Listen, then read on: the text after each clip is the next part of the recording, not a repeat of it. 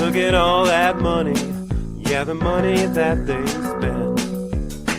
Take another look now and take some time for hemp.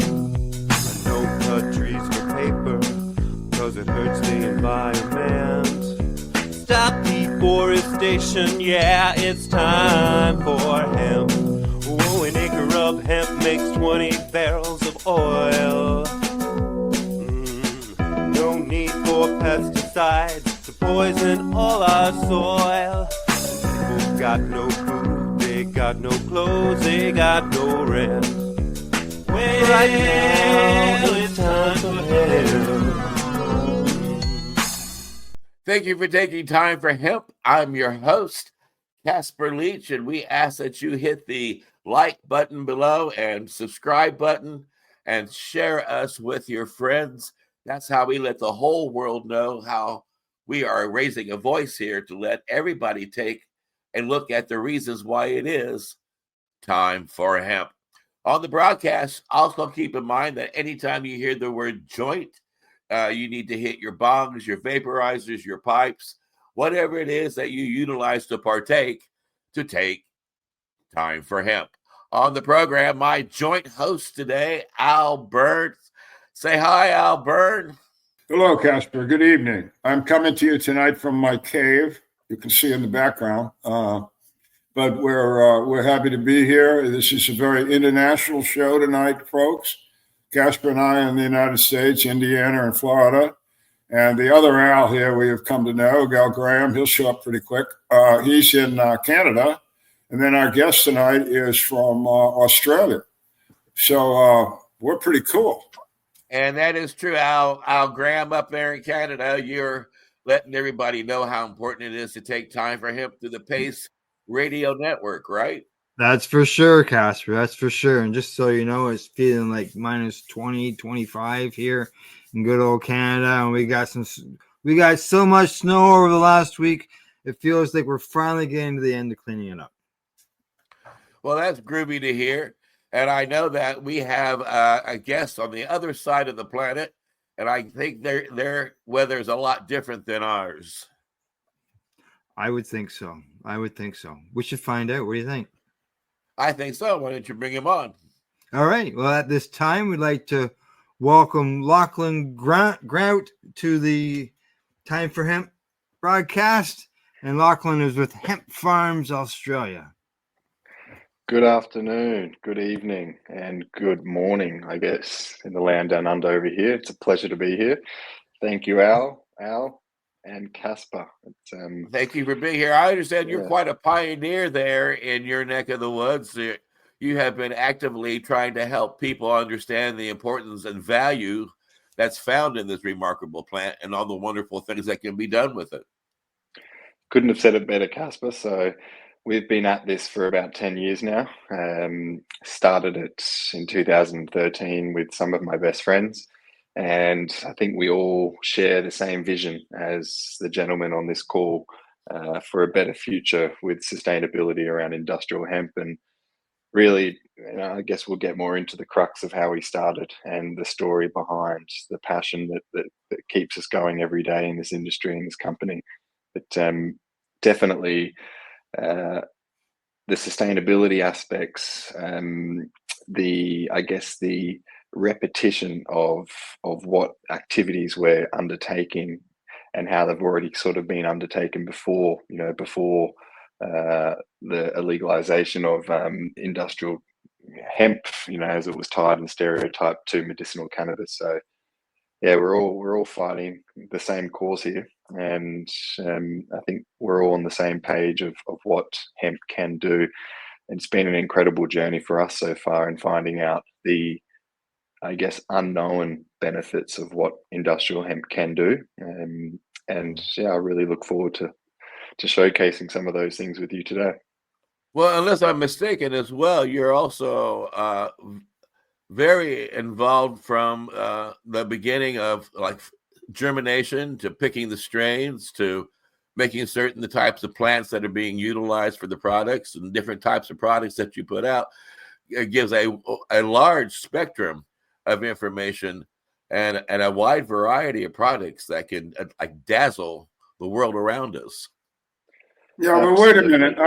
I want to know this. We've all been doing this stuff for decades. You have not, although a decade is a long time for your involvement. What got you here to begin with? I mean, you didn't just wake up one day and say, "Oh shit, let's get together with my buddies and do this stuff." What triggered you? What was the intellectual intrigue that brought you into this whole subject matter? Start us off. Honestly, great question, Al. So it was a combination of things. I don't know if there was some sort of whiff in the air at the time that had myself and three other good friends of mine under the same sort of consciousness thought pattern. But we were all listening to the likes of Joe Rogan, back in 2012, 2013, when it was sort of initially just starting.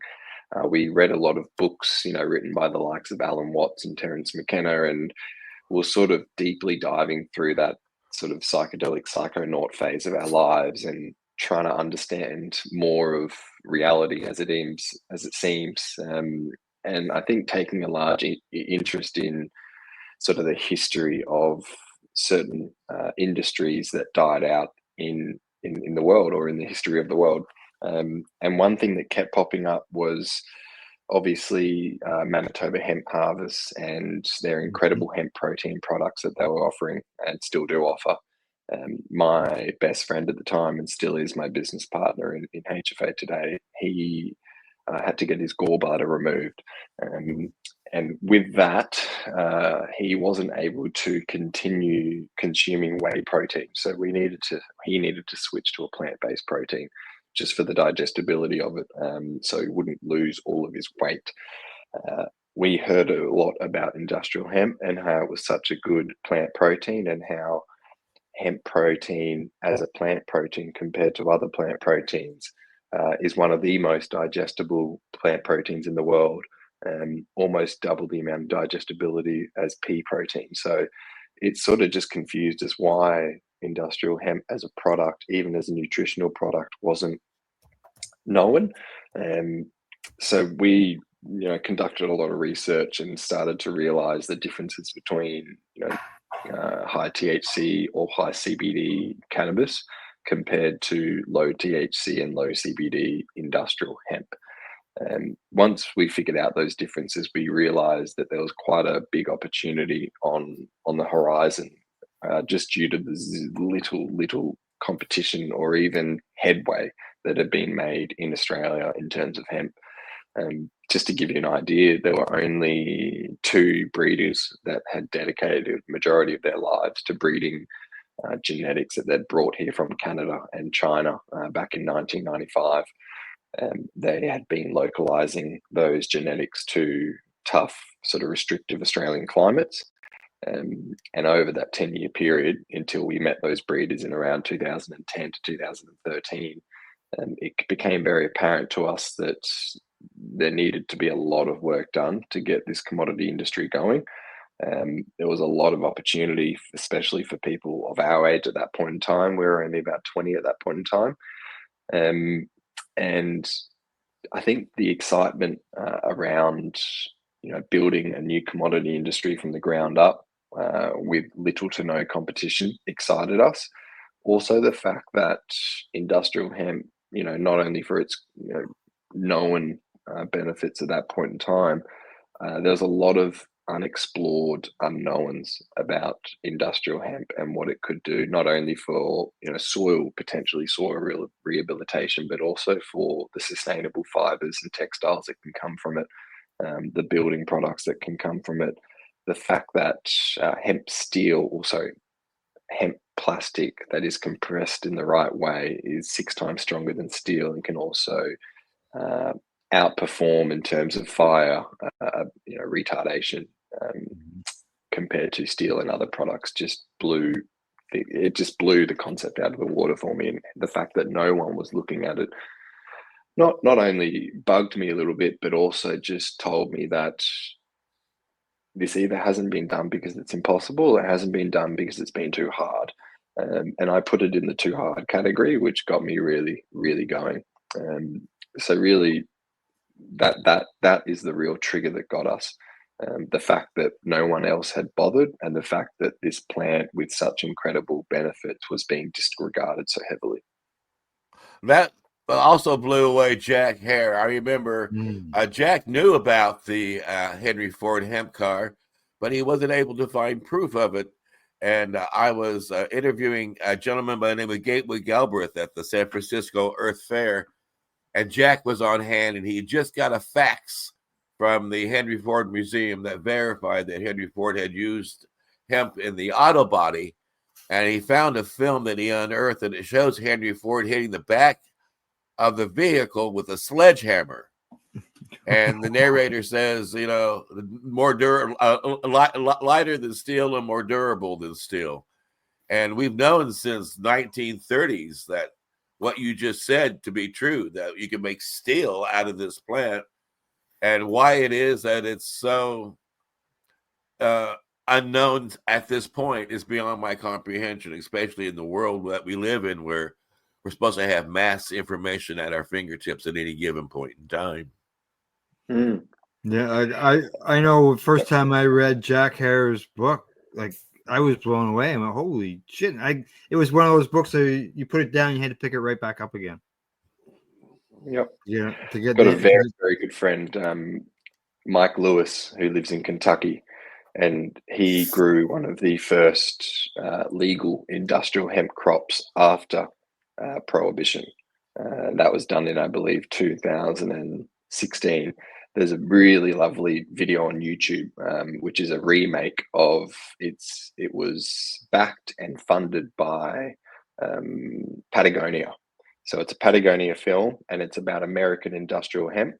And it pretty much is in a 3 to 4 minute video, shows that one of the first ever American flags that was ever created was created out of hemp fiber. Yes. The Bill of Rights is written on hemp paper. And I that's the one reason why I love doing what we do and targeting what we do towards America at the moment. And really the reason why we're all sitting here now is it is the time for hemp. And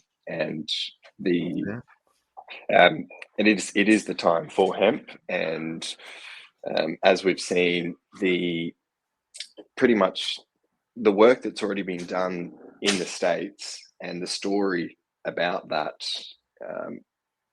there's already such a huge history there. And, you know, the founding fathers were very, very comfortable with the fact that, you know, industrial hemp was a pivotal point for American history in both world wars. So to disregard it, you know, is either other powers at play that want that, or it's just the fact that it's so closely tied to medicinal cannabis at that point in time back in the day that it was just a slow uptake. When did it show up in any form historically in Australia, or did it? It did. So back when cotton, really, it goes back to the days of cotton, as well as the days of really finding one story that I've heard is finding a suitable product for ceiling boards, and asbestos was compared to industrial hemp fiber panels. Now we all know asbestos, 25 years later after the product was completely produced and filled in all of our ceilings, including this ceiling, not anymore, but it would be 25 years ago. That's a poisonous product, and you now need licenses and expertise to get rid of that product before you go and replace it. And these are filled in all of our areas that we pretty much spend, 50, 60% of our days, either if it's at work or at home. And the fact that hemp got rug pulled from that deal or opportunity is just a simple case of, well, cost of goods. If this one's going to be cheaper and it can be supplied much more frequently, then that's great. So I know that that's one of the port of calls that also shunted hemp out of an opportunity like that back in the day in Australia. But with Australia as a whole, we really have copied everything that the US have done in terms of the industrial hemp industry. It's very much followed the same rig and mortar as the war on drugs, and the uptake in forming an industry here has been just as slow as the US as well. Now, do you have your own farm to make your own products with, or are you working with a co-op?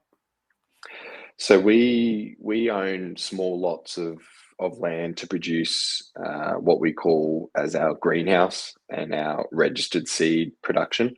So that's all pretty much 1 to 5 acres in size. They're all under either outdoor or indoor controlled scenarios. And that means that we can ensure that each allotment of seed that we bulk up and then sell commercially in commercial quantities is very much replicant of itself. The phenotypes and characteristics of those phenotypes and are all very much identical across the whole scope of the crop. And it also allows us to remove any inconsistencies from that line that can show up after 3 or 4 generations. It also means that we can have a nice tight control over the THC parameters. So controlling the stress in the plant or in those crops at the early stages of its genetic life. And genetic life, I mean, within a hemp genome, you've got roughly about 6 or 7 generations before you need to come back to the mother seed.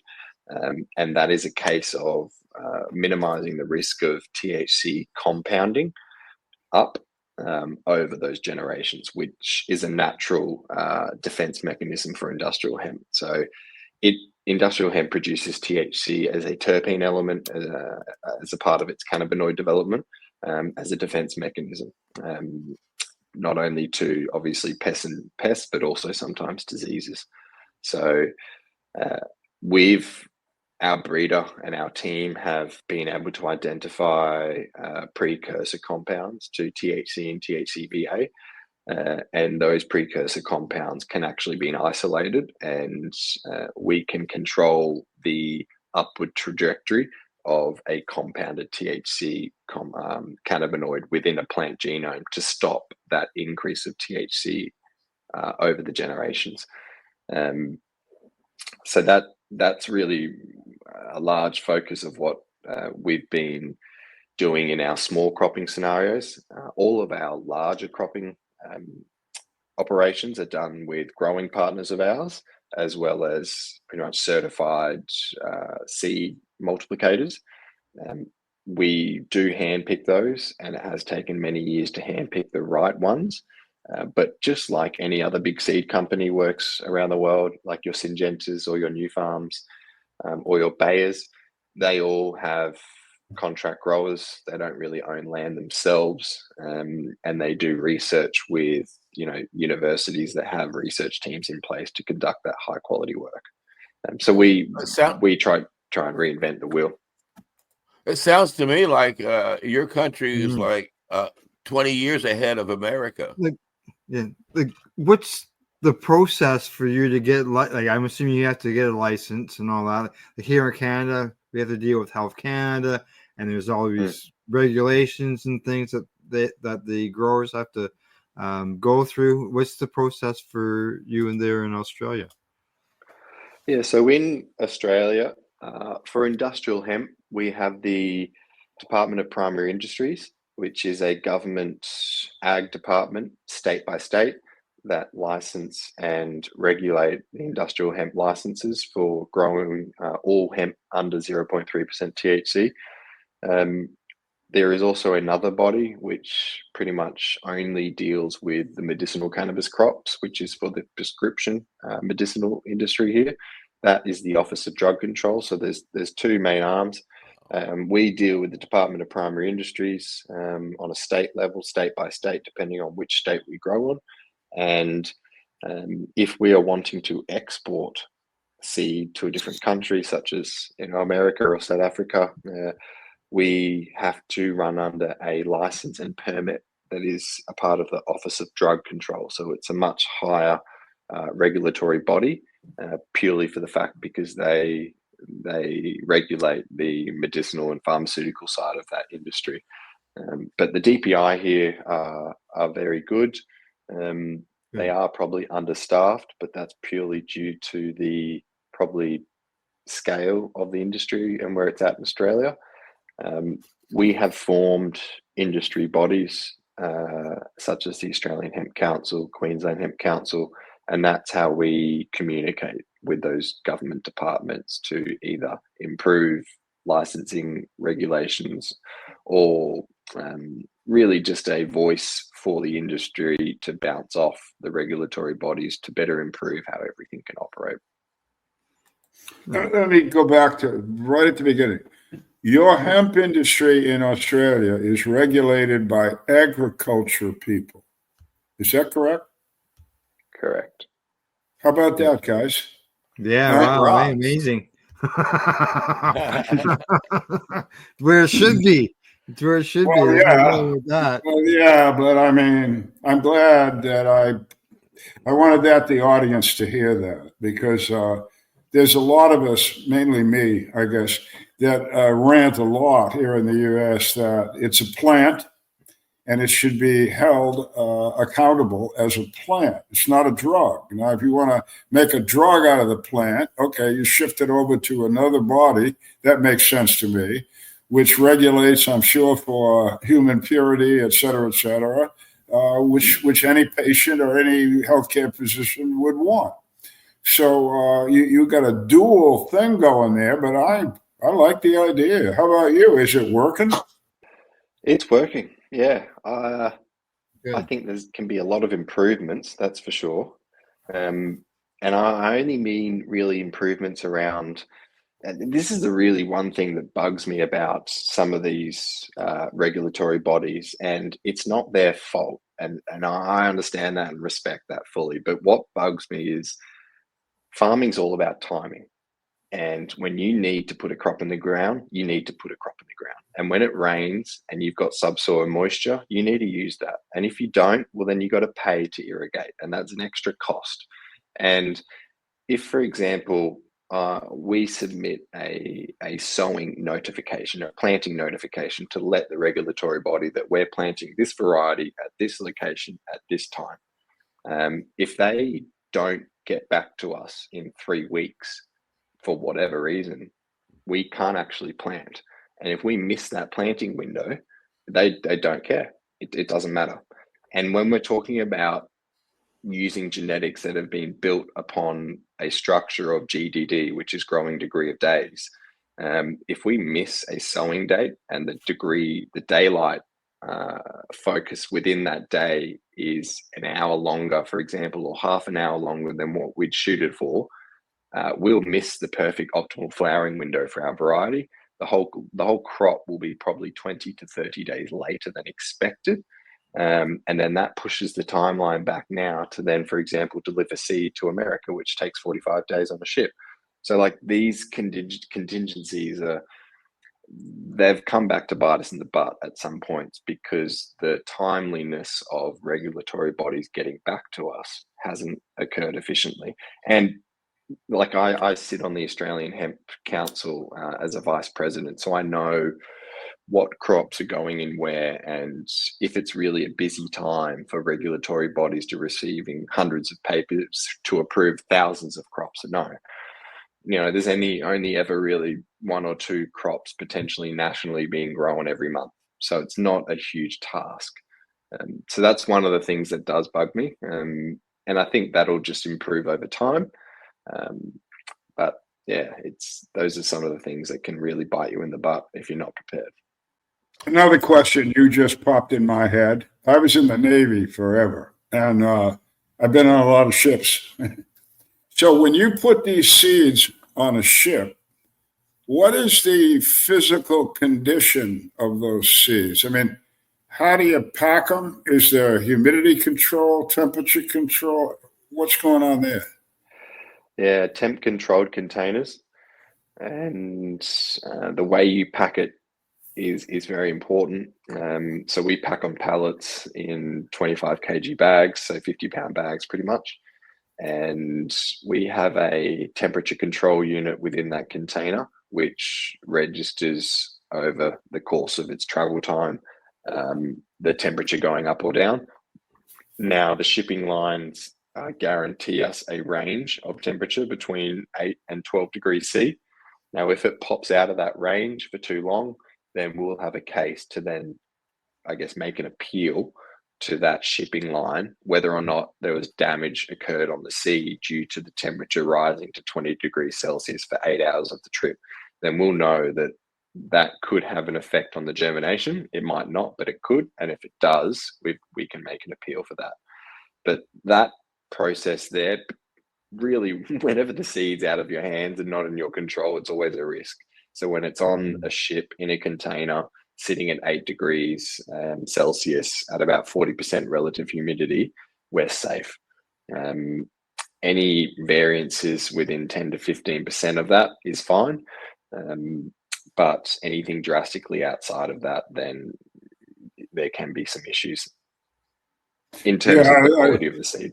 Yeah. The United States, you probably have heard that in the past we had federal patients that were supplied cannabis by the federal government, even though it wasn't by federal law medicine, but they gave it to them as medicine, and very contradictory policy.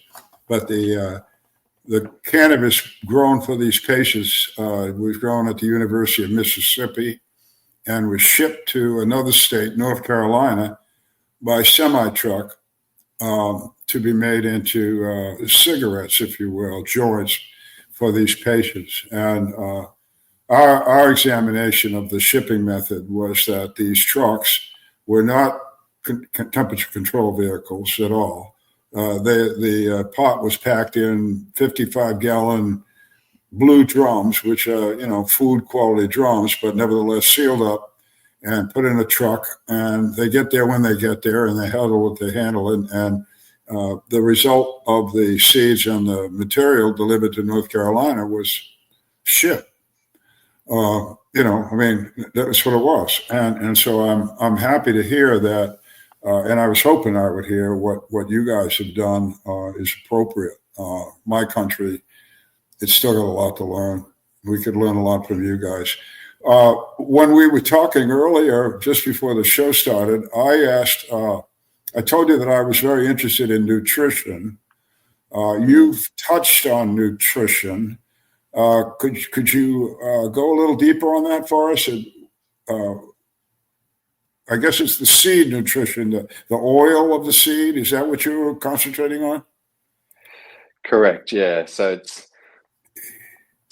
hemp nutrition, or hemp seed nutrition as a whole for humans and animals, is quite extraordinary. So it's got a very high protein count. As I said, you can get up to around 60 grams of protein per 100 gram serving. Very, very high for a plant, and it's also very digestible. So you're actually receiving a lot of those plant proteins. It not only contains all of the 10 essential amino acids, but it's got a very, very rich and balanced omega-3/6 ratio. That ratio is about 3-to-1, which is not really seen in any other oils. Obviously, the oil helps with joint mobility pain, reduces arthritis symptoms. Great for animals in terms of coat repair, joint and mobility repair. Natural anti-inflammatory as well. We haven't seen the biggest uptake in nutrition or supplements in the hemp space for humans. And I purely think that, or not purely think, but I 100% believe that it's due to the fact that you can't actually legally market or advertise industrial hemp products really anywhere in the world, because Google advertising runs under Google, and that's a federal company, or runs under federal US laws, and therefore hemp CBD products can't be marketed, and hemp protein and hemp seed oil fall under the same name and category as hemp for CBD.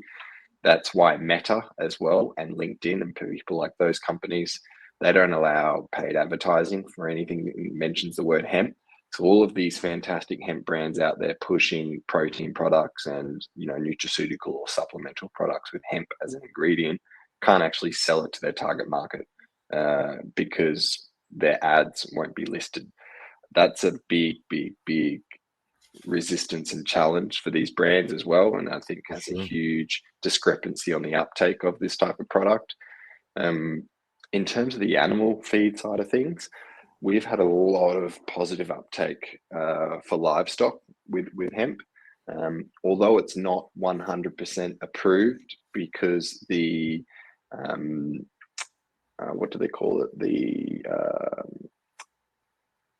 It's pretty much the residual limits of certain compounds within hemp, so potentially THC or CBD. They don't know what the levels of liability, so levels of detectability are within it yet, and they haven't set a safe, I guess, limit to how much can be present in the product before you give it to an animal that might be going through to human consumption. So at the moment in Australia, they don't really allow, it's similar to America, but they don't allow cattle or chickens or pork or pigs, for example, to eat anything that falls under the industrial hemp category, just due to those levels of detectability of CBD and THC potentially in the meat or fat. Which, look, the studies have occurred around the world. I know there's been studies in Europe that have been done. I know there's been studies in Texas on cattle in small amounts of animals that have been done, and the levels of THC and CBD within those animals is bar detectable, if not in the milligrams, with no effect on the end consumer, from my understanding. So, look, as a whole, hemp is an incredible, nutritious product. I think it's one of the best plant-based protein products for weight gain, as well as improving digestibility and gut health. I think it's got a lot of benefit in the livestock industry, but obviously only the byproducts of a food market can support a I guess flourishing commercial livestock market for hemp byproducts, because you need one without the other. Otherwise, you've got no volume of product actually coming through. Go on YouTube when you get a chance and look up a video. It's called Reefer Roasters. I actually have the rights to that film, and I'm going to try and do something with it. Maybe you'd be interested. But a friend of ours, now deceased, got a bunch of little chicks, got a professional farmer to grow these chicks on hemp seed. That's it. And he did so.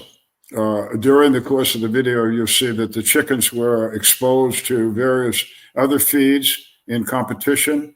And when given a choice, they always went to the hemp seed. I mean, every one of them. They'd fight each other for the hemp seeds, and there's a bucket of stuff sitting over there, and nobody gives us stuff. He actually brought this chicken. He had the chickens flash frozen, professionally done, clean, fixed, frozen, taken to the United States DEA first chili chicken cook-off, where he won. His hemp-based chickens won the best tasting chicken in the DEA cook-off competition, and it was most interesting thing in the whole movie to me. It's about 18 minutes. Is the federal inspector, or U.S. government inspector, and he's typical, man. He's got creased blue jeans and a nice shirt, and he's got a clipboard, and he's got a baseball cap, and he's 55 years old, and he's in good shape. And he picks up some of these chickens, and he asks my friend, who was a doctor, a PhD, he said, "Where'd you get these chickens?" And Skippy told him, I grew them. He said, "I've been doing this for 30 years. This is the best looking piece of chicken I've ever seen in my life." So look that up. I've been trying to get it to the chicken industry because they're missing the boat here. And then I see you speak Mandarin. So I don't know if you know this, but in China, when you go to the movie theater, they don't offer you popcorn. They offer you roasted hemp seeds. The Chinese have been eating this stuff for 1 billion years. It is, folks, I guess what I'm saying is it's really good food. again, for reference, anybody listening, I produced a book in 1997 called Cannabis in Medical Practice. And we devoted one chapter of that book. It had 13 authors from 17 different countries, if that makes any sense. But we devoted a chapter to the quality of hemp as a food. I would call your all attention to that book, Cannabis in Medical Practice. The chapter on the breakdown of the food quality, proteins, everything that Lauchlan has said, is right there for you to read, and it's just exceptional. It's wonderful food. It's wonderful food for humans and chickens. And if you got to figure, if it's good for that chicken, and then we eat the chicken, common sense says we're doing something smart. So I am very, very happy that you are pursuing this. I hope you're very successful with that food product, because it can change the world. This is good food, can be grown on any continent, and as we're hearing, can be controlled down to a very tight degree. So I applaud that. I'm glad you're into it. Now, Much appreciate it. when it comes to the hemp, even on the cannabis end of things, some people just think that cannabis is just cannabis. There's only just cannabis. There's not a variety of cannabis.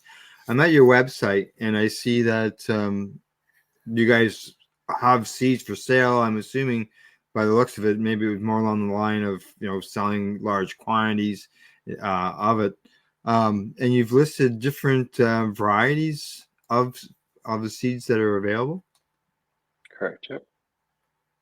There's also a catalog at the top right. You can click on it. Oh, there's a catalog there you can download Right there, which has our full suite of different varietals in there. So what are people growing for? Are they growing for food? Are they growing for fiber? Are they growing for fuel? Are they growing for a stony sensation? Are they growing 40 acres at a time? Or are they only growing 4 in the closet? No, so majority of our customers and growers are all 40 hectares plus, so 80 acres and up.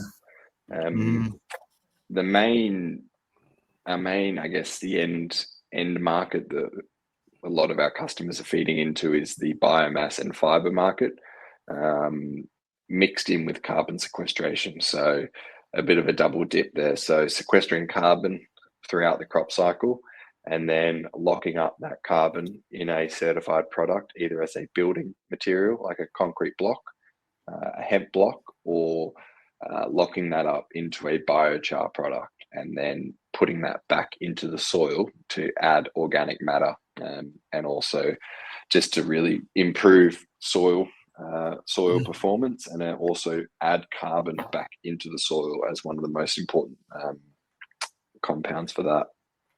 And where do you send the most seeds to? Like America, Europe, Brazil, South Africa? Who are your biggest clientele? So our biggest market would be the US, and there is a reason to it. There is a bit of a strategy behind it. If you'd like me to sort of give a brief overview of that, I'm more than happy to. Please do.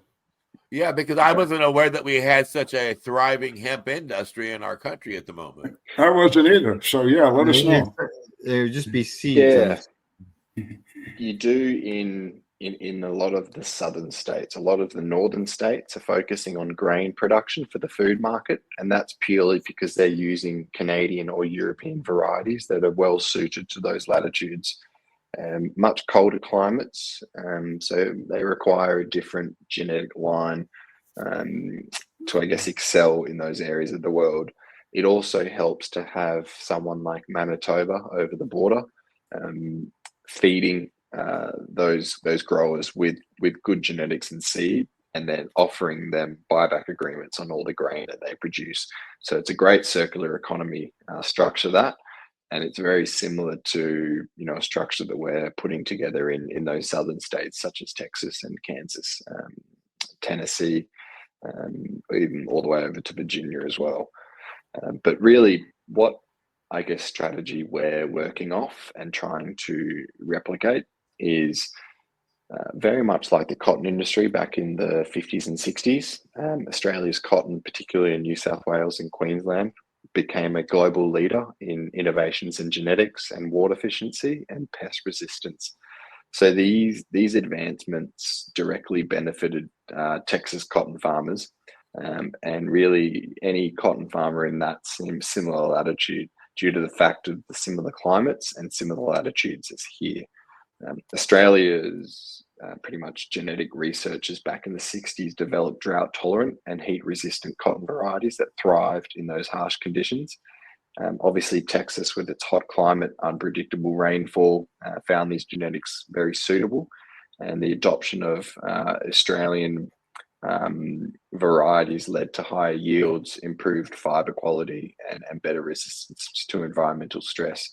Also, the growing techniques that a lot of American cotton farmers replicated and were taught by Australian farmers really improved their efficiencies on yield performance, as well as being able to produce back-to-back cotton crops for a thriving cotton textile industry. So obviously, Texas isn't the most water abundant area, and there are water scarcity issues and water regulations in those areas. So trying to get the most return per acre from your crop on the least amount of water is obviously the goal, while still maintaining a high resistance to drought as well as pest and disease. So what we've been doing is developing varieties under that exact same strategy and model. So target a thriving industry and state, target companies that are similar to yours, whether they're family owned, family run, or family backed like ours is. We like to work with private groups just due to the timeline in decision making. So obviously big public companies, things take time. And we're not at a point in this industry where we can take weeks or months to make a decision on something. And we know what works and doesn't work. We know where our varieties work and don't work, and we know the boundaries and limitations to its yield. So when we walk into a conversation or a potential deal with especially groups in America, I think the confidence and the level that we bring, as well as the understanding that we're not doing anything new here, we're replicating what was done 40 or 50 years ago in the cotton industry. And we're now working with cotton farmers in areas like Lubbock in Texas and Wichita Falls that have grown cotton from Australia, and now they're switching to grow hemp from Australia. So it's nothing new to them. In your head, it makes sense. We as Australians haven't really been the best at diving into new opportunities and throwing huge sums of money to get it going.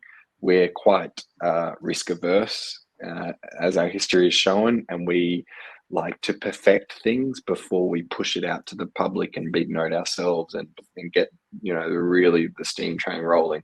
So we've wanted to pretty much get our product as close to perfection as possible for these people, and then once they've grown it and they've seen it in their own world and they've seen it grow in their own land, that confidence is then shared, and then we can all grow together. So now, do you have a guarantee? Do you have a guarantee of a certain amount of germination? Like, example, if I get 10 seeds from Crop King Seeds, they boast that they guarantee that 80% of my seeds will definitely germinate if I follow proper procedures. So I noticed that you said that your seeds are patented. So that means you've gone to the trouble to make certain that your seeds do certain things and have certain amounts of chemicals and, background and DNA. But when the farmer buys from you and they put their seeds out into the field, what kind of guarantees do they have with your seeds? So they are protected under plant breeder rights. So it's like having a patent over something, but in the seed commodity world, it's the exact same thing. It means that we can protect the varieties from being replicated and stolen to a degree, and that's obviously under our management and control. we guarantee germination rates of 85% and up. For any percentage below that, then there is a deduction in the actual cost price of the seed, depending on how much below that level of germination that we guarantee it is. We also guarantee certain vigor and also guarantee flowering initiatives and triggerings for that customer, expectations of that as well. And also guarantee crop length depending on, I guess, the speed at which the crop's growing, dependent on how much water it's received and nutrients within its first 45 days. And for you to get that information, I know you can't grow all those seeds yourself to determine that. You rely upon what types of surveys and what type of research to give you that information so that you aren't holding the bag economically and you are still making a profit. I mean, jeepers, that's quite a guarantee you give. Yeah, we unfortunately, but fortunately, the burden always does lay with us. So when we grow crops and we have customers that have already pre-purchased that seed from the crop that we're growing, we then take that seed and get it germ tested at a certified lab. We then store it in a certified, or what we call accredited storage facility, which has a relative humidity of around 40% or below, and always maintains temperature within the adequate sort of temperature parameters that we set.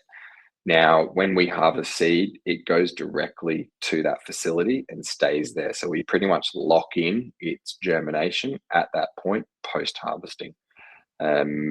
Once the customer buys the seed, they look after the freight. If they want to have it in a non-cooled or chilled freight environment, that's their own risk. We don't advise that at all. But really, we take every measure in place possible to keep the quality of that seed as high as possible, up to the point in which it's in the ground or it's in the customer's hands. So we don't really like to ever rely on other people to give us germ reports or, I guess, data from a crop that's growing. We would rather collect that data ourselves on a crop that we're managing ourselves. If it's a customer's crop and they're requiring, certain agronomy help or assistance, then we definitely hold their hand through that process. What we've learned is, instead of charging a grower or a customer of ours for every single piece of time or information that we've taken us 10 years to learn, like every other person we've found in the industry, they want to charge everyone for everything they've learned because they think it's special and unique. Whereas the aim of the game is to get the grower to understand and love growing this so much and actually make a profit out of it, that they want to continue doing it year after year after year. So we pretty much, we offer those services and that knowledge to people that we work with for free, considering that they will be a partner of ours. They will be a business, it will be a relationship of ours that'll be long term, and it won't just be a hop, skip, and a jump and a one night stand situation for them, which a lot of people have encountered, and they get a bad taste in their mouth and they don't really want to work with hemp again. You see it when seed companies send seed to growers and they make them pay, $3-4 a pound for it, and it ends up being 30% germ. And the grower says, well, I want a refund for the seed that's not going to grow. And the seed supplier says, oh, well, we can't do that. Sorry, you've already paid for it. And, the germination was this when we had it, but now it's that when you've got it. So it's your fault. And yeah, that leaves a very bad taste. And you can't be going around burning people in an industry that's not really an industry yet. Exactly. Yeah, exactly. Yes, Mm. exactly.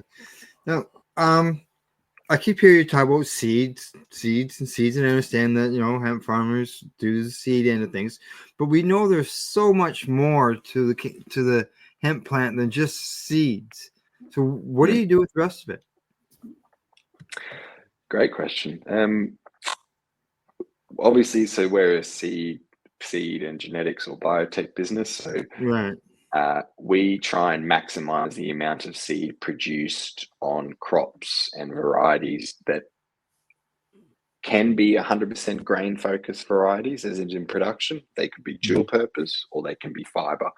And each line has a different result of yield for seed. Some are harder to get seed back off, some are easier. And what we, I guess, segregate as easy and hard is it's much easier to harvest a seed crop that's only 4.5 feet tall. It's much harder to harvest a seed crop that's 16 to 20 feet tall. There's a different method of madness involved. And we've had to learn the hard way, I'll tell you that. We've harvested, 50 hectares of crops and had, 50 ton of seed harvested. We're expected 50 ton of seed to be harvested, yet there's only 20 ton. And you're wondering where is the rest of it? And it's all on the ground because it's shattered off the plant before it's actually sat and been collected in the header bin. And then you realize that, 45 days later, because you've got an even better crop growing there than you had before. So it's a volunteer plants have come back almost better. Yeah, so obviously closer to the ground, easier it is for your equipment to pick it up. Yeah. Oh, yeah. And, a conventional header can sit quite low to the ground, whereas they can't get above 6 feet. The old ones can't. So you're sort of penciling into a crop that's much taller than the header, and it's being cut here with all this leg space and another 6 feet that way, and it's trying to cut it here with the rotary bins going round, so it's folding it, catching some, whereas some are folding outside of the actual bin and falling out. Some is coming in, some's going out. So we've had to learn different methods of madness to stop that. Because when you're selling seed at around $3.50 a pound, and you've got 100,000 pounds sitting on the soil, it's a big loss. That's no good. Yes, mate. But to answer your question, Al, seeds is one component. It's only a small component. The majority of the plant is fiber and hurd and leaf material. The fiber and the hurd. With our crops, we collect it as stubble. So once we've chopped, 50% of the plant off, we're left with about 50% of stubble, which is really just the base of the plant plus the root system in the soil. And some growers like to go through that with a sickle bar, which is a cutter bar that sits out to the side of a tractor. So tractor body here, sickle bar here, very sharp chopper bar like a chainsaw. And you just drive up next to the crop and it cuts it all off with the feet. And you come back and do it each way. And it pretty much cuts all the stubble. So it lays down on the ground. You'll then let it retch in the field for about a week and a half. Let the natural dew do its thing on that retting stubble. And then it should turn to a dark, milky kind of grey color. Grey, blacky, milky color. Yeah. Once that's done, you just go through with a normal hay baler, either round or square. They'll bale that up, let it dry on the field. And then there's about 2 companies in Australia that have pretty much pioneered the hemp construction industry. So there's a lady that her name's Clara Marilowski. She's great. She is pretty much the main buyer for a lot of stubble crops of hemp in Australia. So she'll come around with a big B-double truck or a couple of them, pick up all the bales, and then they'll go to a housing project that requires hemp hurd for it. Nice. Some farmers actually like leaving the organic matter in the ground and leaving that stubble there because it adds an extra element of shadowing on the soil. So you wouldn't realize it, but that much of stubble with the sun rising up and over, the actual shade of that stubble and millions of stubbles all through the crop, all in lines, that shade literally stops majority of subsoil moisture from leaving the ground just purely from that shade. So that's why people like leaving it in there. And then when they put another crop in, they'll cultivate and sow, as in plant, in between those stubble lines. Yeah. Nice. Good. So it can be, put into many uses then in the end. Absolutely. And putting it back in the Yeah. ground is never a bad option. So No. Some No. farmers prefer that because it'll give an extra kick and reduce some risks on their next crop. help rebuild the soil. So Now, we had a guest on here recently who I asked him, how come that we're not taking the hemp industry to the next level where we're using it to create homes and to do 3D printing of homes and create fibers and foods. And here in America, where we're boosting this fantastic market and making it, world class. And he said that it is still too cost prohibitive to harvest it, and that it's still a very difficult plant to harvest. Is that the case where you are dealing with your hemp farmers? I'd say it's more so the case of it's a difficult plant to process. So there's a lot of different ways in which you can process the plant. The most known way is decortication. And decortication plants typically from Europe, because they pretty much were the founding fathers of decorticating hemp. They're very expensive, very costly. There's some groups in Texas that have spent upwards of 100 million US on European branded decortication processing plants. Wow. That'll spit out, up to 10 tons of material an hour. But really, a decortication plant is very similar to a cotton gin plant. They both achieve the similar result, but for different plants. There is an argument to say that a cotton gin can be refurbished for little cost to be able to take hemp bales on it that have been decorticated. So there is no need to reinvent the wheel for ginning hemp. You can put it through a cotton gin and achieve the same thing. And I believe that is happening in some areas of Texas in a very large way. And a lot of that material is heading over to places like India and Bangladesh for textiles. So you talk of different hemp strains, if that's the correct word, for different purposes. How many strains does your company work with? So we have about 9 varietals of industrial hemp.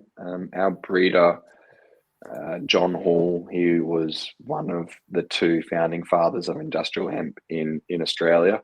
And so in Australia, there are registered varieties. To actually play in the industry here in Australia under a license, you need to use one of those registered varieties.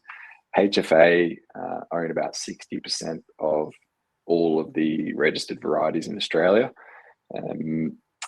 Those primarily are quite balanced out in terms of what they achieve. So we have 2 grain varieties. One is Bundy Gem, the other one is Tagigi. Bundy Gem is our seed that's in commercial production at the moment. Tagigi is not. We also have King G2 and Wungara, which are our fiber varieties. We've tested those varieties for carbon sequestration as well as overall yield, and we've had results from universities back with upwards of 24 tons of carbon sequestered per hectare, which is roughly about 12.5 to 13 tons per acre. In terms of fiber production, some of these varieties of ours here for the fiber are pushing upwards of 18,000 kilos of biomass per hectare, which is, it's phenomenal. And then we also have dual purpose varieties.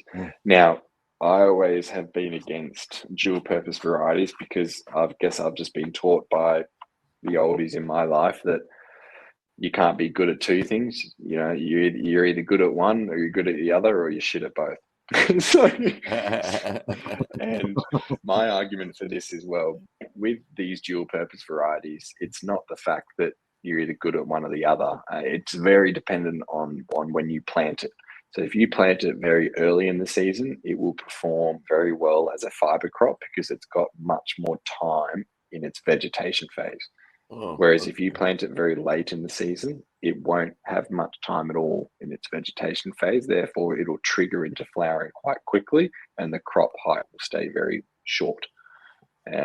Because it hasn't had enough days in its veg stage to get tall, because we've planted it so close to its flowering trigger. Whereas you want more fiber, plant earlier. Being you are down under, when is your optimum growth season? Is it? It's Like, I'm just wondering whether it's any different than what it is up at this end of the world. That's all. It's pretty much the opposite. You just got to flip it. So you'd be talking from. So your growing window is very much for fiber crops planting in March. Well, even outdoors, you probably April, May, because we can still get snow in May. And down here we're planting in roughly September. So 3 months in from the end of the year, and you're 3 months in from the start of the year. Right. Down here in the United States, since cannabis was banned in this country, there's been an exception on bird feed. You go to any grocery store in the United States and buy bird feed, and it'll have hemp seeds in it. Do you sell into that product as well? I'm so glad you brought this up, because when we first started HFA back in 2013, Australia and New Zealand were the only countries in the world where consuming industrial hemp food was still illegal. So we couldn't consume hemp seed oil even as a topical for skin products. It was believed to be, because your skin is technically an absorbent, you're technically absorbing an illegal substance. So at that point in time, and that didn't change until 2017. So we were hamstrung up until that point. Like, we were selling seed to aviculture places, avariums, high value bird. We had one of Australia's most high quality Casper farms, and different imported peacocks or something, very high value birds that were eating hemp seed, because we were selling them for $3 a kilo. About $2 US a kilo pretty much back then, and that's a very high cost for a bird. So that was really how we actually got things going, and how we survived in the initial 4 to 5 years was selling majority of our crops for the most we could to bird high quality premium bird producers. Well, I am glad I asked that question. I suppose you're familiar with the Birdman of Alcatraz? No, wait, please tell me that. I'm a storyteller. That's why I'm here. There was a very, very bad man, a murderer, and he was confined for his life to Alcatraz, a very infamous maximum security prison in California. I love Alcatraz. And he became a world-class bird expert. I mean, world-class. He wrote books and did all kinds of things. One day he went to the warden of the prison, Alcatraz, and he asked him if he could provide do an experiment in the prison. And basically what he asked and what he got permission to do was take control of the basketball court in the prison. It was an indoor, high ceiling, very large court. And he controlled the whole thing. It was all closed up. He put 40 different piles of seeds on the basketball court. Pick a seed, flax seed, etc. Hemp seed was, of course, one of the piles. Then he had a couple of dozen birds, one of each type of different variety of birds. Songbirds, everything you can think of, different varieties. I don't know enough about birds, but he had a whole bunch of them. And he let them go one at a time. They were hungry. He made sure they were hungry. He let them go one at a time. And every single bird had its choice of where it wanted to go and eat. And every single bird went automatically to the hemp seed. Again, nature telling us this is pretty damn good food. So again, I emphasize it again to the audience, and I hope I'm talking to you too a little bit. Don't give up on this. Animals in our world are very essential to our life. We don't like to kill them, but we got to. It's the way this friggin' place works. You got to die to something else to live. But while they're getting taken care of by us humans, they ought to be taken care of really well, in my opinion. And this hemp seed, if birds know it's what they need, we should take a lesson. Well, I'm glad you got into that for a while. Those seeds, I guess, when you were selling in that way, were they irrigated or something to keep them from germinating? I don't know if I can answer this on this call. I'm sorry to ask these tough questions, but that's what we do here. Yeah. I'll answer it in this way. The seeds were denatured to the best of our ability. Okay. They weren't irradiated. They weren't cooked in any way. We made it clear that the seeds were no good for planting. Therefore, they're good for consumption. Now, that is another question I have is you sell seeds for farmers to grow, and you also sell seeds for people to make product out of. Do you also sell product to eat? Do you sell seed to people who make paint and lacquer and varnishes and that type of item as well? Or is all your seeds either for planting or for food? Majority of our seeds are purely for planting reasons. All right. So how do you stay in business? I mean, how do you find all these many seeds? I mean, you're talking about 1 billion seeds a year, aren't you? It all comes into the breeding program. It all comes into, obviously, farming's one thing, running a business is another thing, and managing cash flow for a farming business in the hemp industry is a completely other thing. So it's and obviously, it's less occurring at the moment, but definitely over the years, we've had to learn how to strategically manage cash flow as well as manage expectations from customers, because the way the industry is at the moment is growers or suppliers or processors, they want things in 3 months, or they want something next month, and they've got an opportunity on the horizon, but they want to do it now.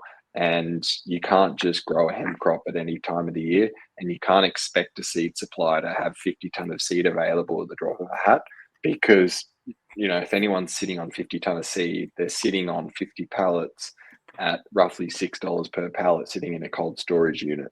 So they're burning cash whilst waiting for you to make a decision on whether you want it or not.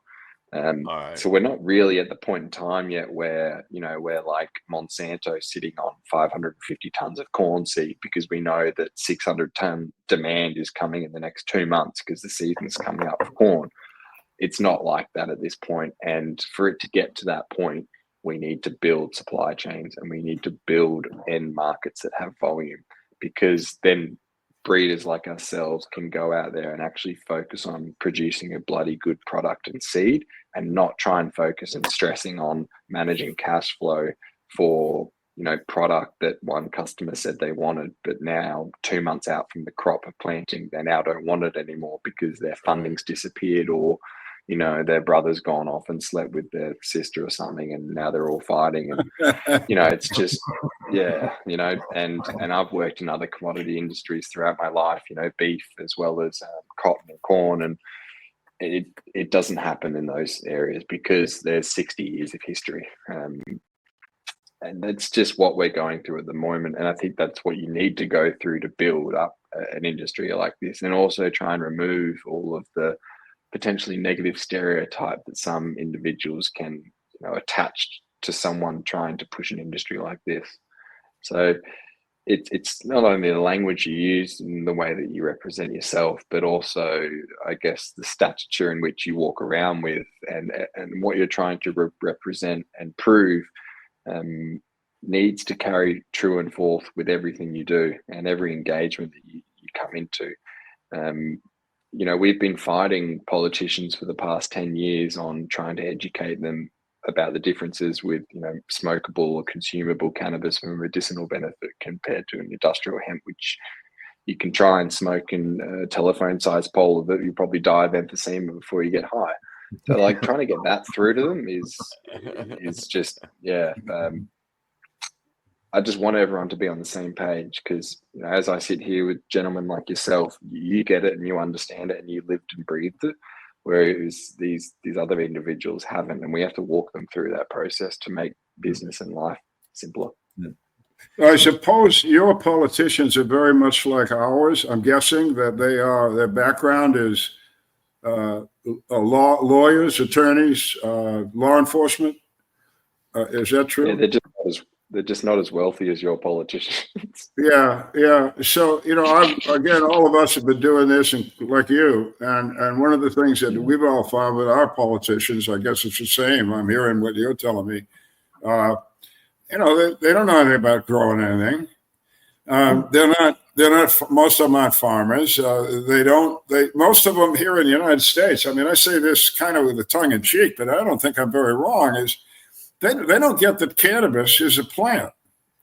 They just don't. When they hear the word, their mind triggers something, and they don't see a beautiful plant growing in the field. They see a drug, and possible problems with that drug.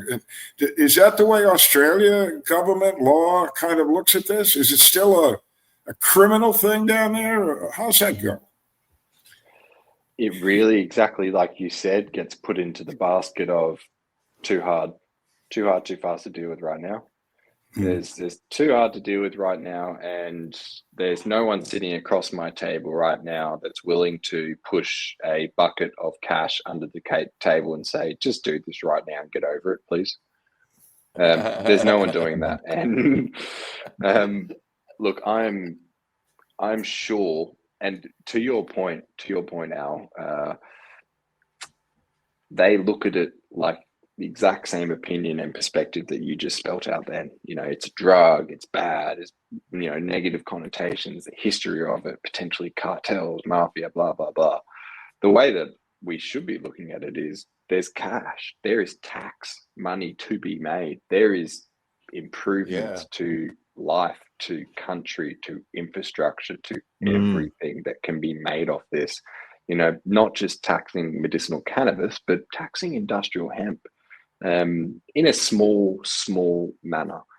Just like they tax, well, not tax, but there's levies in place for certain cotton institutions, and there's corn grower associations where they all get levied, and however much they produce, a tiny percentage of it goes back to the association for the state or the country, and then that association then invests in research and different fertilizers and chemicals that can better improve the growing of that crop throughout the whole country. That's a full circular economy of Fed, state, industry association, and actual individual in the industry working together. At the moment, and not like to mention I just don't want to answer it.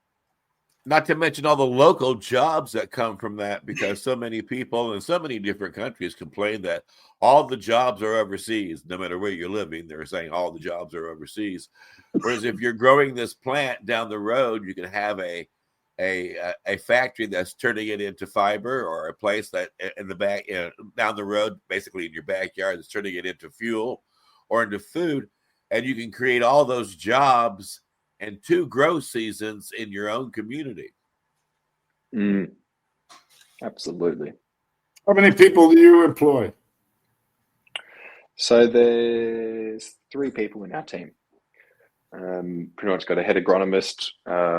We've got a communications and PR lady as well, and then there's Harris and myself. We're bringing on, hopefully in about 2 months, a new breeder as well. That'll be working on all of our varieties sort of from that point forward, which I'm really excited about. And then potentially towards the middle of the year, just to free up some of my time, we're going to bring on an operations manager just to run all of our core farming operations. So you're doing this with a very, relatively small core of people. Yeah. It is, yeah. Well, congratulations. That's pretty impressive. Yeah. Wow. Really. Yeah. Now, you mentioned that most of your seeds goes for growing.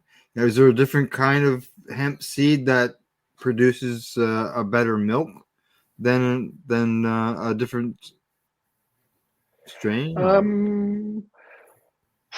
When you're diving into those finer details of a variety, Yeah. you're really looking at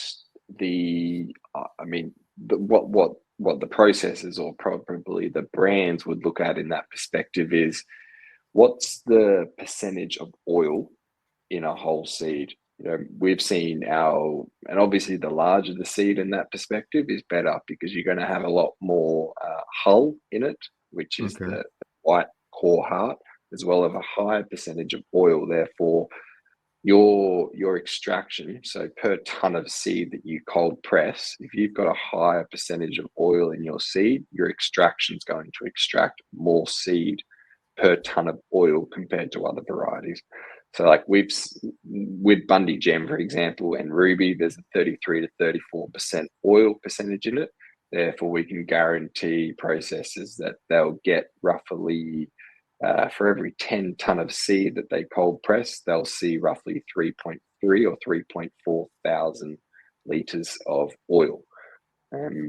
So there are, I guess, characteristics for each variety that benefit an end market, like you've just said. Yeah. Yeah. Yeah. Now, when you do your crossbreeding and when you create your strains, do you do the types of work that's been done for, like, let's say, the indoor grow industry, where they've managed to take a crossbreed between a geranium and a cannabis plant and turn it into an autoflower? So within like three days of it coming out of the ground, it begins to flower. Do you do those types of genetics? We're working on that, yes. So our grain varieties are pretty much, they're not auto flowering as you would state it specifically, but they do have auto flowering, abilities. What we say is we know that this variety will flower within 30 to 40 days of sowing, pretty much no matter when you plant it throughout the year. That's what we consider as our auto flower.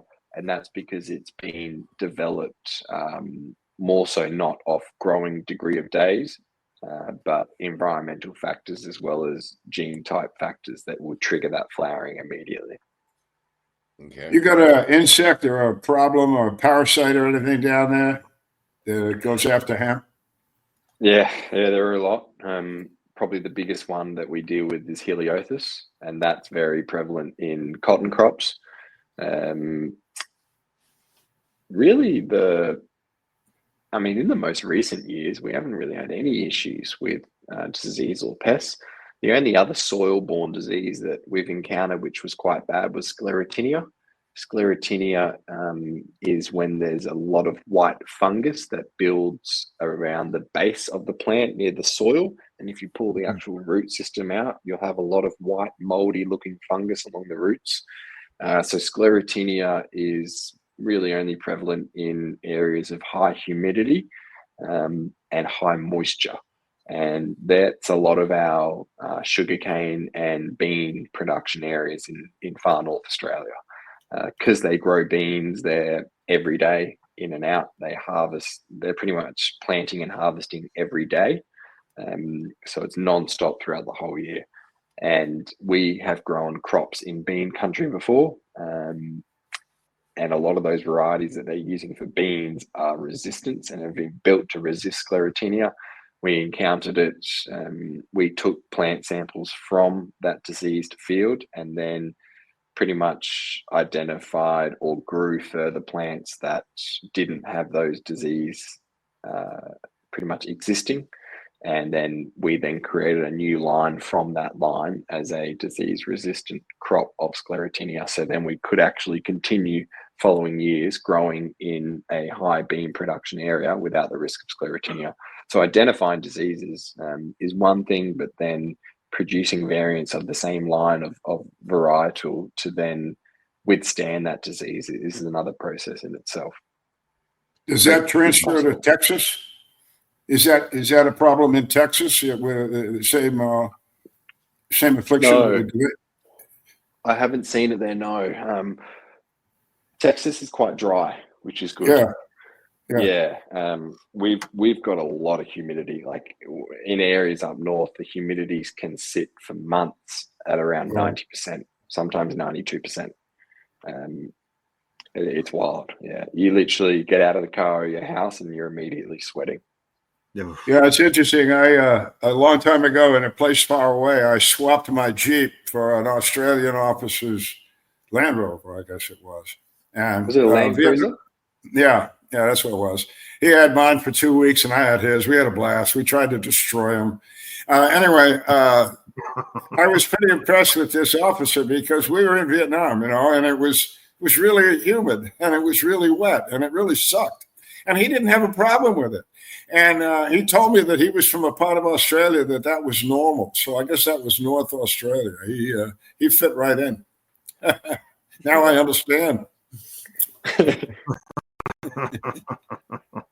He liked what was that beer he liked down there? It had a tiger on the can. You guys still got that beer? I think it was Tiger beer, wasn't it? Tiger beer. Yeah. He was. Yeah. Yeah. Okay. He was drinking a lot of that. I remember that. It was good stuff. That is good. That's from Singapore. Is that where it is? Okay. I thought it was your stuff. Okay. It's drunk a lot here though. Yeah. Foster's is yours though, right? Isn't that Australian? Yes. Okay. All right. Yep. Well, so where do you see that? Go ahead, Al. I was just going to tell another story. Go on, Casper.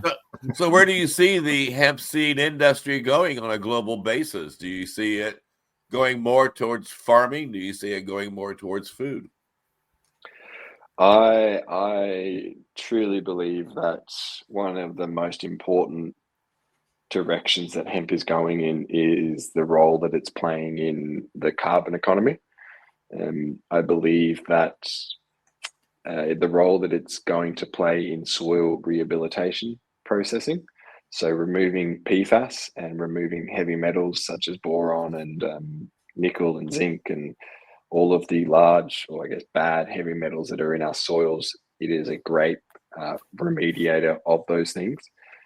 I think that will benefit our infrastructure construction projects, such as building airfields, building or rehabilitating mining sites that need to be rehabilitated back to their original condition once they've been, destroyed or used or dug up.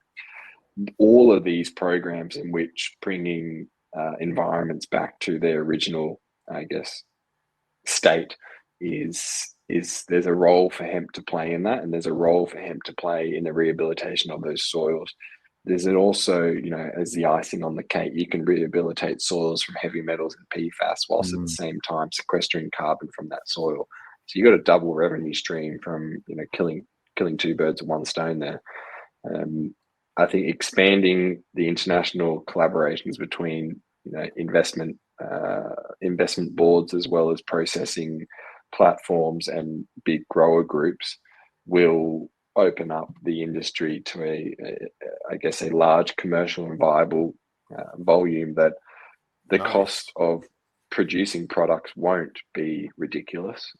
It won't be cost ineffective. And I think the more that we see larger players of commodities dive into this industry and actually start to see, the, comparable differences between what they're doing now with a subpar product and what they could be doing with a hemp included product, will shock many in a good way. So really, they're the three areas that I see it pushing. Who's in charge with the seeds? Which country?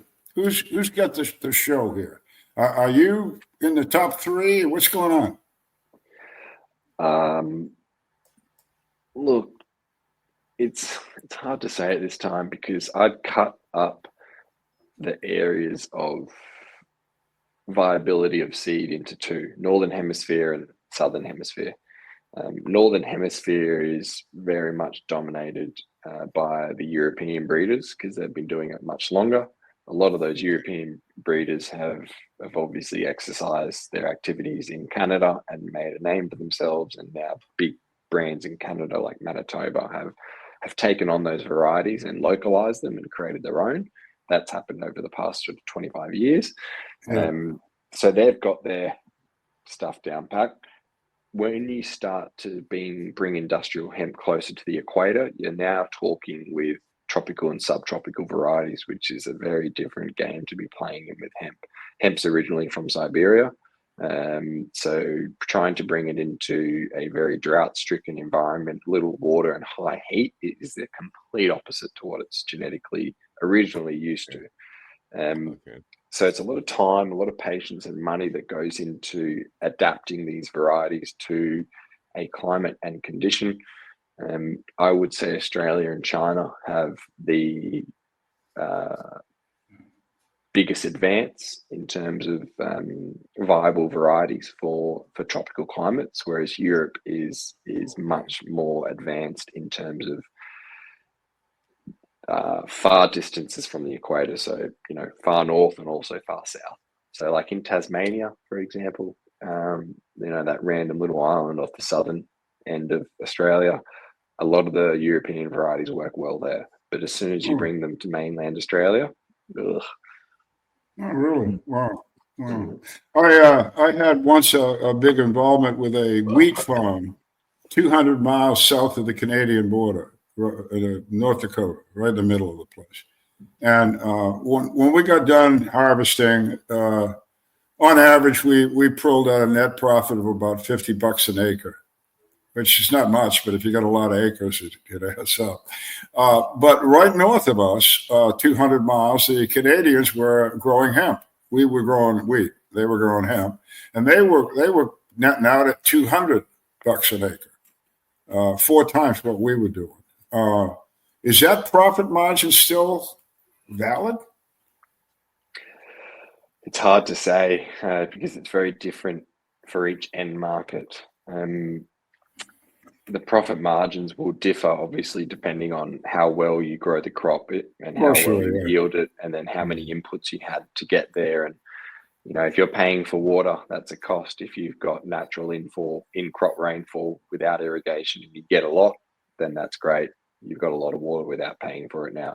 There's a lot of variables in that. So, but I guess the best way I could answer your question is,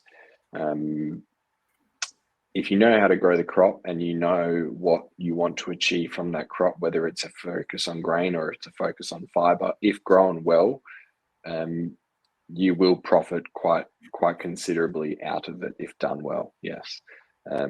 Going off your first crop, though, you can never expect anything to be perfect or grow right. We were just flabbergasted. Like I say, we're 200 miles apart from the Canadian farmer. So we had the same weather. It was Red River Valley. It's great food, great land, et cetera, and just the how much they were making. And they were working less. That's one thing I noticed about the hemp crop. Doesn't take a lot of personal care. That plant takes care of itself pretty well, doesn't it? It does. It is essentially a weed. It will suppress other weeds as well. As soon as it gets a good canopy cover and it's covering its interrows between the plants, then you won't have any competition with weeds. And once it gets up and going, there won't be anything that grows beneath it. That canopy cover will cut out all sunlight.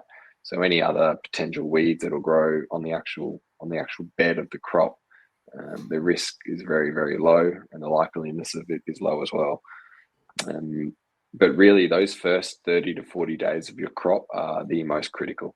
Once you've got that down pat, if you've got access to irrigation or fertigation, which is just pretty much fertilizing liquid nutrients through your irrigation system, you can really bump up the crop and add extra support if it's going through its seed production stage. So just after vegetation, you'll enter seed production or flowering, where post-flowering, you'll have seed set. During that seed set stage, you want as much either moisture or nutrients available for that plant to pull from so that it can exercise that process, efficiently. When she's getting ready to flower, to start the seed, how do you, I guess this is a smart question. How do you keep outside influences, outside pollen that you're not in control of? How do you keep that out of your product? Yeah, pollen drift is a risk as well, definitely. We like to keep any other hemp crop at least 8 to 10 kilometers away. If we've got a lot of what we call pollen barriers, so tree lines that separate our field and surrounding fields. We also look at natural wind flow and direction. So in the valley that we grow in, there is a natural wind direction every day that flows. And we know that, say, upstream, for example, in that wind direction, there are no hemp crops within the area. It's same rules almost apply when you're doing large chemical inputs into crops and you're running, spray rigs over thousands of hectares of crops. You have to make sure that the wind is under a certain level, as in knots, not pointing in the direction that's going to spray. You're not going to have potentially Roundup drift onto a neighboring's property and then their whole crop dies. So very similar rules that we apply for pollen drift. Okay. Yeah, good. Yeah, we recently did a report in our news broadcast about a situation where a farmer had a separate crop from cannabis, 2 different farms, and they got the drift, and it ended up being pesticides that drifted, and it ruined the organic crop of the cannabis for the licensed producer. And they were able to trace it back to this farmer, so he's being sued. Mm-hmm. Yeah. Well, that's what I was wondering about. I mean, I guess anything can happen. Wind can change direction or whatever. But so there's a slight risk. Is that what you're saying about pollen drift? There is a slight risk, but if you know or if you're aware of surrounding hemp crops, which we always are, you can set it up so there is no risk. Okay. Good. Yeah. Interesting. Because that's been discussed here in the United States a lot, whether or not that cross-pollination would hurt anybody's crop, but if it can be controlled, that's good. Well, certainly if you've got a medicinal crop nearby, a pollinating industrial hemp crop, it will completely ruin your medicinal crop, as it will spread pollen into those females that are trying to produce bud or flower. And then that pollen will tell them, no, don't do that, produce seed. And now that cannabis grower is expecting bud from his females, and now they all start shooting seed. He was expecting pounds and pounds of flower to sell, and now he's got pounds and pounds of seed to sell. So there's been a lot of issues I've heard, and pitchforks brought up with those issues occurring across many states in America. Yeah. So I think once that was known, there was a lot more due diligence undertaken before putting a crop in. Okay. Good. Well, we've taken a good bit of your Australian day, and I know you got to go to work. We don't. We're all old geezers. We don't work. Yeah. So, I want to say thanks again. This was very intriguing conversation. I appreciate the everything. And so, before you leave us, what do you want to put out? We've got your notice on the bottom, guys. You see the banner going by to find Hemp Farms Australia, and of course we want you to check it out. That's what these shows are all about. Learn what's going on. But is there anything that you want to bring up that we didn't ask about, or you want to emphasize in any way? I think maybe just closing remarks. Look, we've got the NOCO Hemp Expo coming up in Estes Park in Colorado, April 10th to April 12th. I'll be speaking at that as well, just on pretty much what Hemp Farms Australia is about, our story, and why we're targeting certain areas of America with our seed. And then also just sharing some key performance metrics on our varieties, and also trials that we've conducted in different states, those southern states over there in the US. So that'll be a great way, if anyone of your listeners are in the area or want to pop in, I'll be there physically in person. I'd love to connect. I think what you gentlemen here are discussing on this podcast and have discussed in the past is very enlightening. I've really enjoyed my time speaking with you. Can't wait to speak with you guys again. I think we've covered really a lot of areas of the industry as well as the plant itself. I hope that at least yourselves and your listeners might have not a different perspective of hemp, but a broader and more respectable understanding of the plant itself, and what, I guess, industry players in the industry globally are trying to do, like ourselves and also yourself. So thank you very much for having me here. Hemp isn't just a crop, it's a solution. And I think the more that we innovate, collaborate, and really push this industry forward, I think the greater impact we can have on the planet and also the future generations. So thanks again for having me on the show. It's been a pleasure in joining in this conversation. Well, I know I've learned an awful lot, and I have really enjoyed having you on as a guest. I hope to have you back again soon. Al Graham, why don't you let people know about your book? Oh, I'm sorry. Al Byrne, why don't you let people know about your book? Yeah, Graham isn't the author. I wrote the book. Yeah, it's right down there for country and cannabis. And here's another one. I don't know can you see that? That's the book I mentioned that we put together in 1997, Cannabis in Medical Practice. And the guy that wrote the chapter on hemp, you might know him, Larkin, is Robert Connell Clark, who is a world-class hemp expert. He's worked all over the world and developing that. And so it's a chapter on not only the how to grow hemp, but how hemp will be good for the world, just as you mentioned, that we've got a potential solution here to a lot of problems, from climate change to people not having enough to eat. It covers it all. My book, For Country and Cannabis, is a history book. It basically centers only on medical cannabis. I do mention hemp a lot, and legalization comes in, but it's a book about medical cannabis, how it came to be in the United States and the world. In the world now, we have some 30 countries that have therapeutic cannabis in their pharmacopoeia, whereas a few years back that didn't exist at all. And the way that all came about, I wrote about in For Country and Cannabis. The country part is I spent 24 years in the United States Navy, so I told stories about how cannabis interfaced with the active duty troops of the Navy, basically, although I was around Army and Marine Corps guys, and they enter into the story as well. But it's a good read. It's got a lot of educational material in it. It's about 360 pages, and I jammed it full of information about cannabis and health and how that can help a variety of diseases and help us to a very nutritious lifestyle. So if you're interested in the subject matter, either hemp or medical cannabis, of course I wrote it, so I think it's a cool book.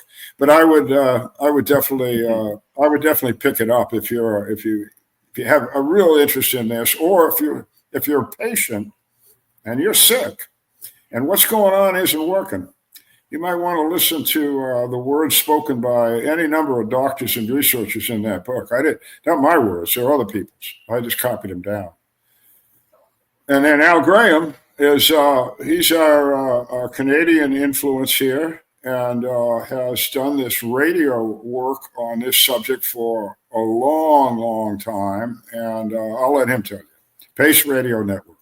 All right. First off, I want to thank Lauchlan for coming on to the broadcast today or tonight or tomorrow or however this works. I feel like you're in the future to us. But yes, thanks for coming on. I really enjoyed it and I learned a lot, as well as Pace Radio. You can catch it at paceradio.net. We broadcast every day of the week. Something new is going out, and we talk about psychedelics as well as cannabis. And I want to thank you, the audience, for tuning in. For without you, we have no reason to be doing what we're doing. And we ask that you share us with your friends. A friend of mine by the name of Jack Hare once said, hemp might not save the planet, but it's the only plant that possibly can. And it's true. I mean, we can create food out of this, clothing out of this, paper out of this, fuel out of this. Anything made out of plastic can be made out of hemp. Build buildings out of this. Almost 90% of our creature comforts can be made from this one single plant. And in a world that desperately needs solutions to so many problems, they need to know that this is a solution to a lot of those problems, and it really is time for hemp. Look at all that money, yeah, the money that they spent. Take another look and spend some time for hemp. Don't cut trees for paper, cause it hurts the environment. Stop deforestation, yes, it's time for hemp. Whoa, an acre of hemp makes 20 bales of oil. No need for pesticides to poison